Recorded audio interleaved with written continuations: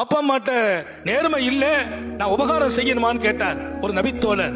அத்தா அம்மா அநியாயமா நடக்கிறாங்க, ஆள் பார்த்து நடக்கிறாங்க, அக்காவுக்கு மதிப்பு கொடுக்கறாங்க, எனக்கு கொடுக்கறது இல்ல, நான் நேர்மையா நடக்கணுமான்னு கேட்டாங்க. சர்க்காரை ஆலம் ஸல்லல்லாஹு அலைஹி வஸல்லம் ஒயின் வலமாக்கா ஒயின் வலமாக்கா ஒயின் வலமாக்கா, அவர்கள் உனக்கு அநீதி செய்தால் அநீதியை செய்தாலும் நீ சரியாக நடக்க வேண்டும்.